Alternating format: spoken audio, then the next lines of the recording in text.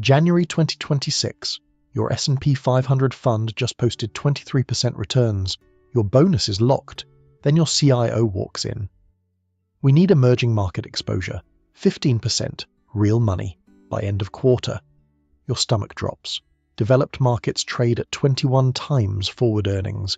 But emerging markets, India grew 7.8%, Vietnam 8%, Nigeria returned 51.2% in 2025.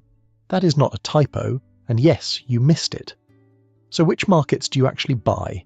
And which ones trap your capital while your neighbours retire off index funds? This is not financial advice.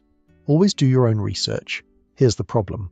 The bulls show up with PowerPoint decks full of GDP projections and demographic dividends. Some of it's real. India has legitimate structural tailwinds. Vietnam just got upgraded to emerging market status. But you're deploying real capital. Your job isn't to applaud growth stories.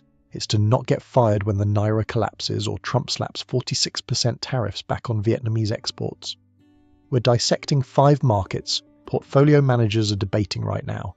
India, Vietnam, Indonesia, Nigeria, Brazil. Not all deserve your money. Some are growth machines with real reforms. Some are narrative traps that'll underperform your S&P fund for a decade. India is growing at 7.8%. Goldman Sachs projects 6.9% through 2027. Domestic consumption drives 70% of GDP. The world's fastest growing large economy. Vietnam just achieved emerging market status from FTSE Russell. That triggers $5 to $6 billion in passive inflows as ETFs rebalance. 8% growth. Manufacturing boom? China +1 supply chain darling. Indonesia has 270 million people. 5% stable growth. Commodity export strength. Macroeconomic stability that survived multiple external shocks. Nigeria eliminated petroleum subsidies. Unified the exchange rate. The Nigerian exchange returned 51.2% in 2025. Africa's largest economy by population. Brazil is implementing the most comprehensive tax reform in decades. Renewable energy powerhouse. Commodity exporter with pricing power. 5 markets. 5 growth stories. 5 completely different risk profiles. Let's start with the obvious one. The market everyone says you have to own. India. India grew 7.8% in fiscal 2026. Goldman forecasts 6.9% in 2026, 6.8% in 2027. Both above consensus. Domestic consumption is 70% of GDP.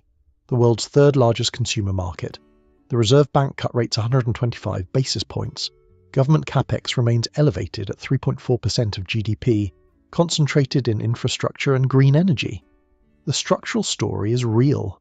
India bypassed manufacturing entirely, went straight from agriculture to services, IT and business process outsourcing.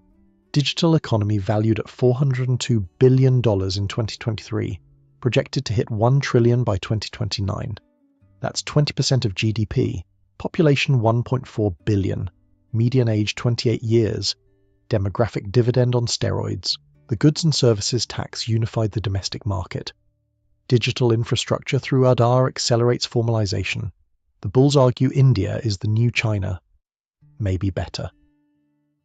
Democratic institutions, rule of law, independent central bank, English-speaking workforce. So you go all in on Indian equities, right? Maybe. If Modi's reform momentum continues, here's what the PowerPoint decks don't emphasize. Indian equities trade at 21 times forward earnings. That's a premium to the S&P 500. You're paying developed market multiples for emerging market political risk. The US just negotiated a trade deal that reduced reciprocal tariffs from 25% to 18%. Goldman estimates that adds 0.2 percentage points to GDP growth. But tariff risk hasn't disappeared. It's been deferred. Trump's team views India's trade surplus as a problem. The next negotiation could go differently. Services exports grew 11% year-on-year in 2025. That's your growth engine. But that same sector is getting automated. AI tools are doing junior analyst work. How sustainable is 11% growth in a sector facing structural displacement? Currency risk. The rupee depreciated through 2025 as capital flowed out. If the Fed stays hawkish longer, rupee weakness accelerates. Your dollar-based returns get clipped. And reform momentum. State elections matter. populist spending pressures intensify around political calendars. The track record on privatization and labour market reforms is mixed. India delivers 7% real growth in 2026 and 2027. Your equity returns? Maybe 10% if multiples hold. Maybe 0 if valuations compress and the rupee weakens. Or Trump slaps 25% tariffs back on Indian services exports. The RBI panics and hikes rates. And your fund committee asks why you paid 21 times earnings for political risk. Next up, Vietnam. The market everyone's chasing because of the FTSE Russell upgrade. Vietnam grew 8% in 2025. One of the strongest performances in Asia. Foreign direct investment hit $130 billion in 2024. In September 2025, FTSE Russell announced Vietnam's reclassification from frontier to secondary emerging market status, effective September 2026. That's massive. Passive funds tracking emerging market indices have to buy Vietnamese equities when the upgrade takes effect. Goldman projects $5 to $6 billion in total inflows. Vietnam's Ministry of Finance introduced Circular 08/2026, allows foreign institutional investors to trade through global brokers, eliminating the requirement for direct domestic accounts. FTSE Russell explicitly cited that reform is addressing a key barrier. The structural story checks out. Vietnam executed reform in 1986, abolished agricultural collectives, recognized private households, open to FDI. Growth accelerated to 7% plus annually. Joined WTO in 2007. Bilateral trade agreement with the US in 2000. Vietnam became the largest apparel exporter in Asia. Second largest electronics exporter after Singapore. Samsung, LG, Olympus, Pioneer all established major production facilities. GDP per capita surged from $230 in 1985 to over $2,300 by 2017. Tenfold increase. The China plus one narrative is real. Multinationals are diversifying supply chains away from China concentration risk. Vietnam is the obvious alternative, so you're piling into Vietnamese equities ahead of the FTSE upgrade, right? Maybe. If you enjoy catching falling knives, here's what Goldman didn't put in the marketing deck. Vietnam exports 87.2% of GDP, one of the highest ratios in the world. The US imported $136.6 billion of Vietnamese goods in 2024, nearly one-third of Vietnam's total exports. Trump threatened 46% reciprocal tariffs on Vietnamese exports. That got paused for 90 days and reduced to 20% under the Fair and Balanced Reciprocal Trade Agreement signed October 2025. Paused, not eliminated. US trade officials have alleged Vietnamese facilities serve as transshipment points for Chinese goods circumventing US tariffs. Hanoi disputes this, but supply chain transparency in Vietnam isn't perfect. That's ammunition for US trade hawks. Goldman's analysis suggests a 10% decline in US-bound exports would reduce Vietnam's GDP growth by 0.8 percentage points. That's the difference between 8% growth and 7.2%. Your equity returns go from heroic to mediocre, and wages? Rising. Vietnam's competitive advantage was cheap labour, but as the country develops, wages increase. You're already seeing manufacturing shift to Bangladesh and Cambodia. The window on Vietnam's labour cost advantage is closing, so you get $6 billion in passive inflows supporting equity prices. Or Trump reimposes tariffs, exports collapse, the dong depreciates, and foreign investors ask why you chased a momentum trade into a tariff-exposed economy. The FTSE upgrade is September 2026. The US election is November 2024. Which matters more for your 2026 returns? Next, Indonesia. The stable one. The boring one. The one that might stay boring forever. Indonesia has 270 million people.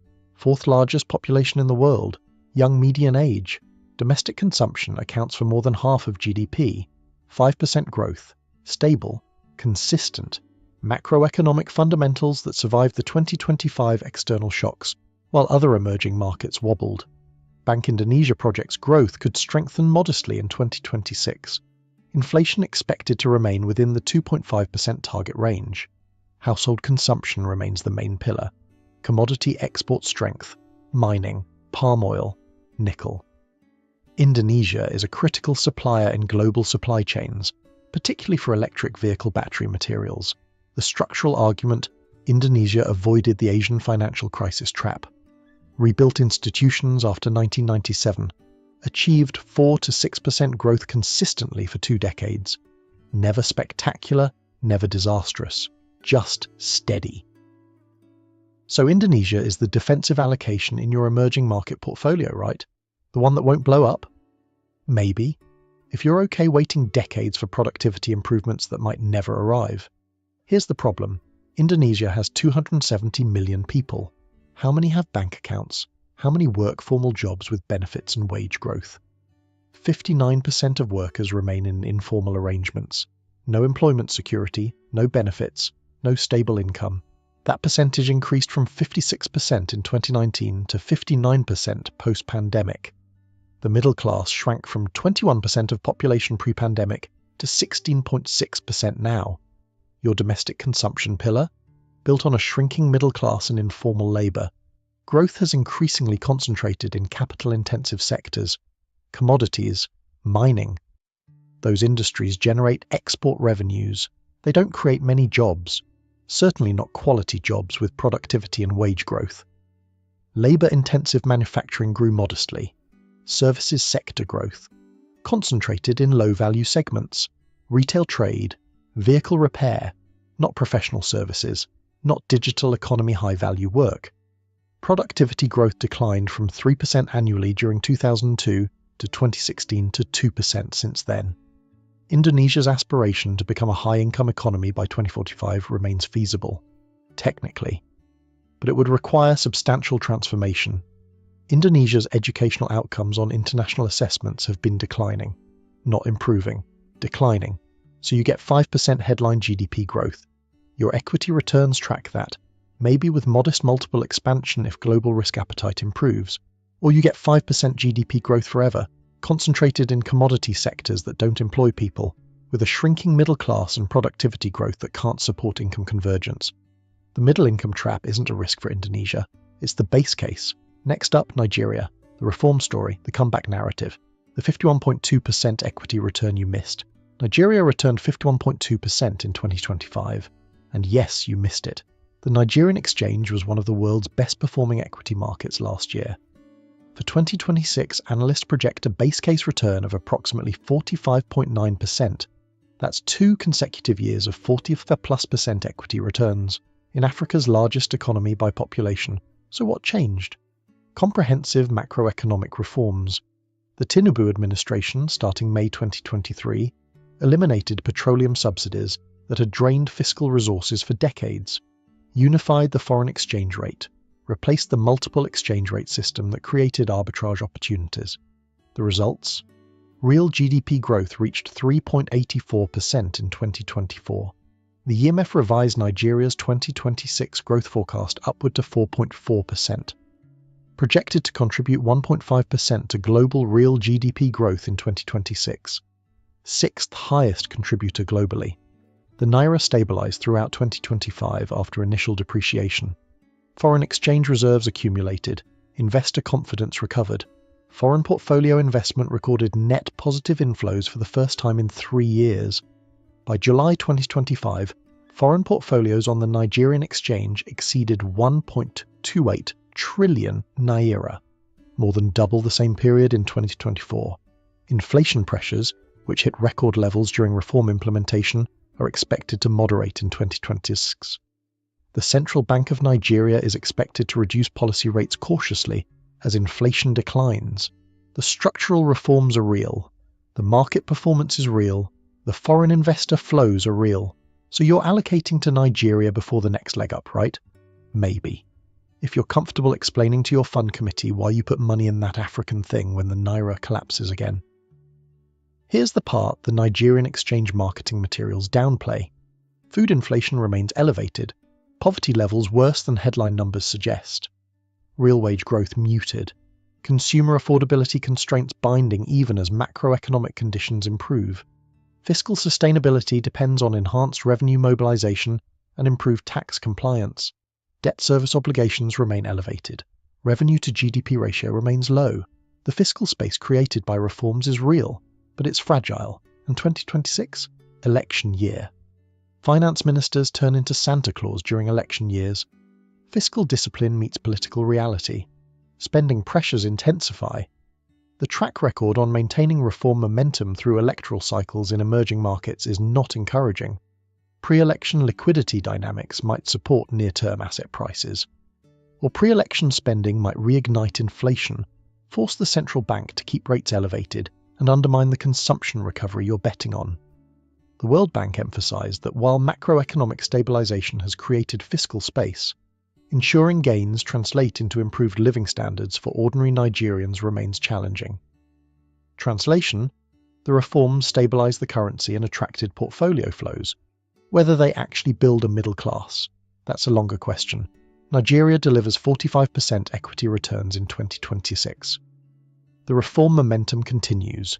Tinubu stays disciplined, inflation moderates, or the naira collapses again when election year spending hits, your foreign investor peers head for the exits, and your LPs ask why you allocated to frontier market political risk. Last one, Brazil. The tax reform everyone's excited about. The commodity story everyone's been hearing for 20 years. Brazil is implementing the most comprehensive tax reform in decades. Starting January 2026, Constitutional Amendment 132 replaces 5 major taxes with a dual value-added tax system. Federal tax called CBS, subnational tax called IBS, plus a selective tax on luxury goods. The objectives: simplify the tax system, reduce compliance costs, eliminate hidden taxes embedded in production chains, improve the business environment. Full transition progresses through 2033.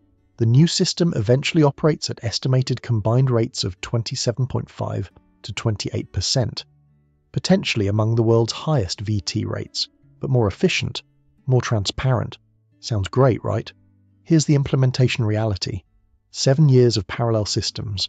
Companies must simultaneously manage both the old tax regime and the new system through approximately 7 years.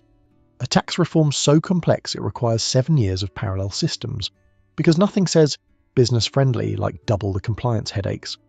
But let's talk about Brazil's actual competitive advantages. Commodity export powerhouse, leading soybean, beef, corn and sugar producer, offshore oil production. Brazil, Guyana and Argentina account for 28% of global crude oil production, renewable energy dominance, abundant hydroelectric capacity, expanding wind and solar, low-carbon electricity supply. As global energy systems transition toward renewables and EV adoption accelerates, Brazil's green energy capabilities position it as a strategic supplier. So you're buying Brazilian equities for the commodity and energy exposure, right? Maybe. If 1.7% GDP growth and October 2026 elections don't bother you, here's the growth outlook. Brazil's GDP is projected to grow 2.2% in 2025 and 1.7% in 2026.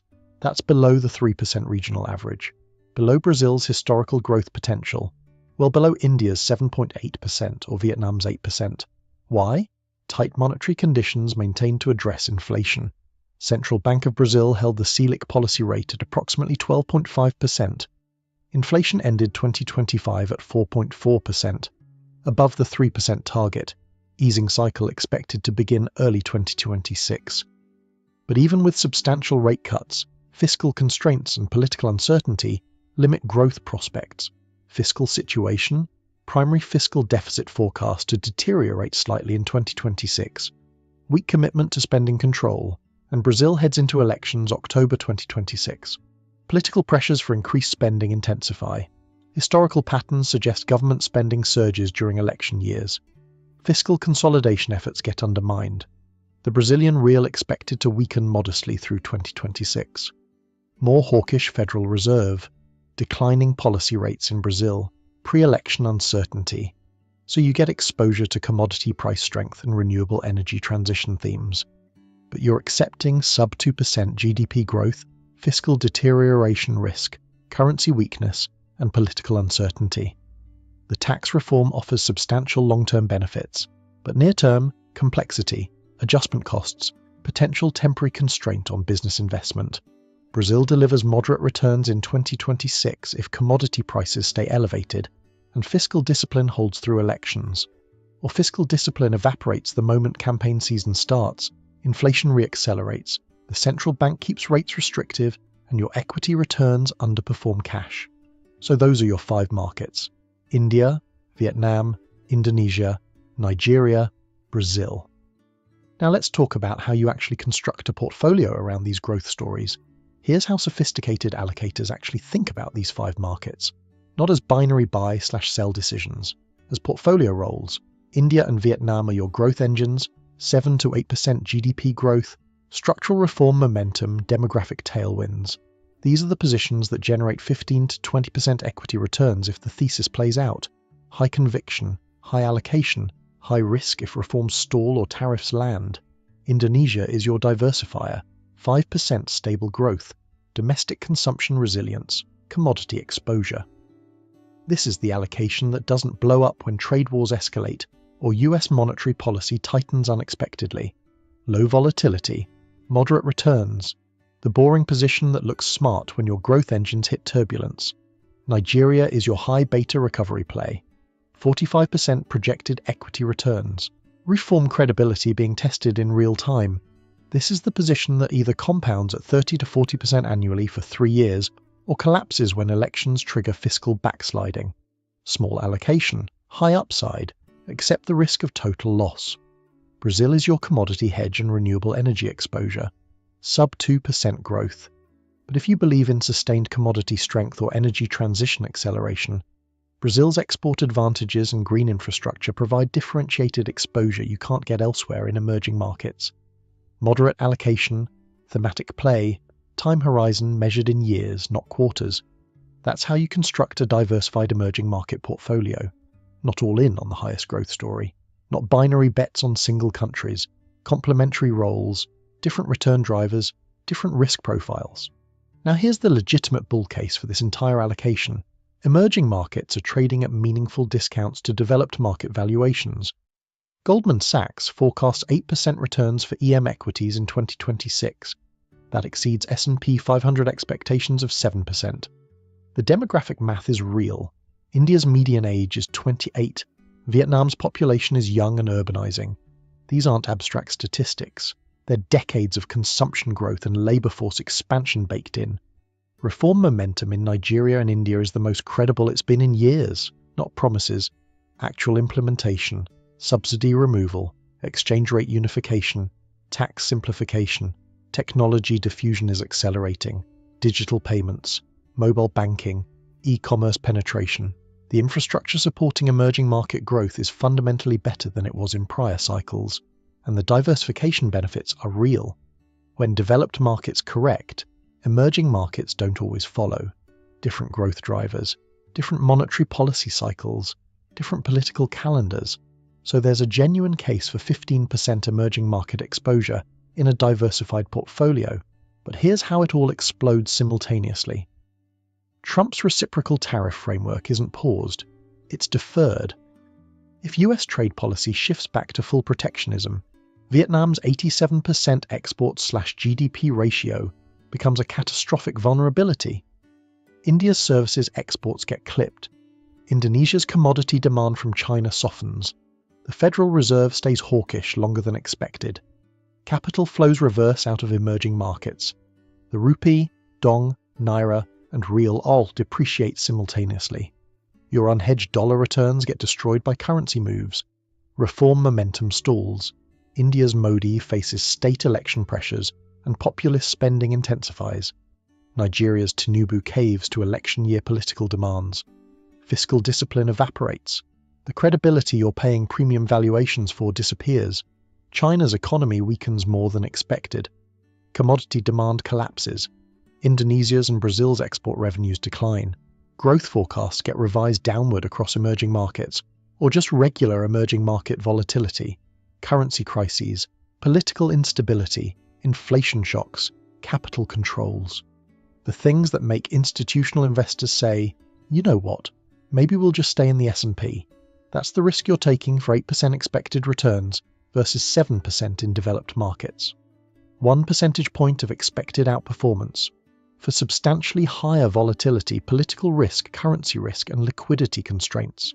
So you allocate 15% to emerging markets, you diversify across all 5 countries, you accept the volatility, you monitor the political calendars, you hedge some, but not all, of the currency exposure. Or you buy the S&P 500 index fund, collect 7% and sleep at night. your portfolio, your redemptions, your bonus review. Nigeria delivers 45% returns in 2026. The Tinubu reforms hold. Foreign capital keeps flowing. Or the Naira collapses when election year spending hits, and your LPs ask why you allocated to that African thing. Vietnam gets $6 billion in passive inflows from the FTSE Russell upgrade. The equity market rallies 20% in dollar terms, or Trump reimposes 46% tariffs, exports collapse, and you're explaining to your risk committee why you chased a momentum trade into a tariff-exposed economy. India sustains 7% growth through 2027. Your equity allocation compounds at 12% annually for 3 years. Or Modi's reforms stall, valuations compress from 21 times to 15 times earnings, and your returns match the S&P despite paying an emerging market risk premium. Brazil's commodity advantages and renewable energy positioning drive steady returns as the energy transition accelerates, or fiscal discipline evaporates in October 2026 elections, inflation re-accelerates, and the real depreciates 15%, wiping out your equity gains. Indonesia delivers stable 5% growth forever. Your allocation neither blows up nor compounds, or you realize the middle-income trap isn't a risk, it's the base case. And you've parked capital in a market that underperforms for a decade.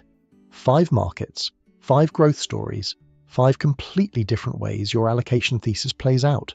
Your portfolio manager meeting is tomorrow morning. Your CIO still wants that 15%